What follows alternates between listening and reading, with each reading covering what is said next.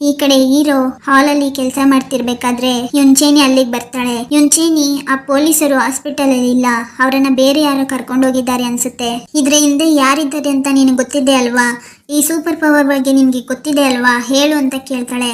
ಅದಕ್ಕೆ ಹೀರೋ, ನೀವು ಸೈಲೆಂಟ್ ಆಗಿ ಇರದೇ ಇದ್ರೆ ಹೀಗೆ ಗ್ರೂಪ್ ಆಗಿ ಸುತ್ತಾಡ್ಕೊಂಡಿದ್ರೆ ನಿಮ್ಮನ್ನು ಹಾಗೆ ಕರ್ಕೊಂಡು ಹೋಗ್ತಾರೆ ಅಂತ ಹೇಳ್ತಾನೆ.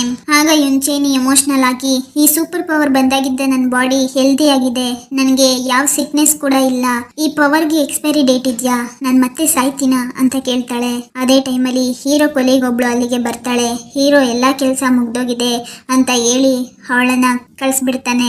ಆಗ ಯುಂಚೇನಿ ಟೆಲಿಪೋರ್ಟ್ ಆಗಿ ರೂಫ್ಗೆ ಅಂಟ್ಕೊಂಡಿರ್ತಾಳೆ. ಮತ್ತೆ ಹೀರೋ ಅವನ ಸೂಪರ್ ಪವರ್ ಯೂಸ್ ಮಾಡಿ ಅವಳನ್ನ ಕೆಳಗಡೆ ಕರ್ಕೊಂಡು ಬರ್ತಾನೆ. ಆಮೇಲೆ ಹೀರೋ, ಈ ಪವರ್ಗೆ ಎಕ್ಸ್ಪೈರಿ ಡೇಟ್ ಇಲ್ಲ, ನೀನ್ ಸಾಯೋದಿಲ್ಲ ಅಂತ ಹೇಳ್ತಾನೆ. ಅದನ್ನ ಕೇಳಿ ಯುಂಚೇನಿಗೆ ತುಂಬಾ ಖುಷಿ ಆಗುತ್ತೆ.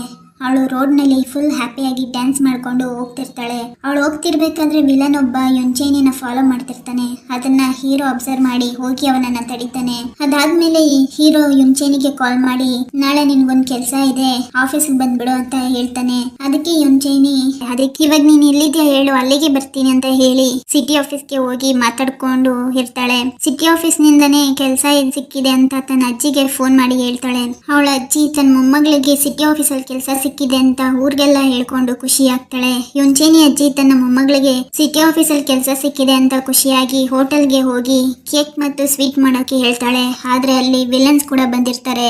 ಆ ವಿಲನ್ಸ್ ಅಲ್ಲಿಗೆ ಯಾಕೆ ಬಂದಿದ್ದಾರೆ, ವಿಲನ್ಸ್ಗೂ ಯುಂಚೇನಿ ಅಜ್ಜಿಗೂ ಏನ್ ಸಂಬಂಧ, ಇದನ್ನ ತಿಳ್ಕೋಬೇಕು ಅಂದ್ರೆ ನೆಕ್ಸ್ಟ್ ಪಾರ್ಟ್ ನೋಡಿ.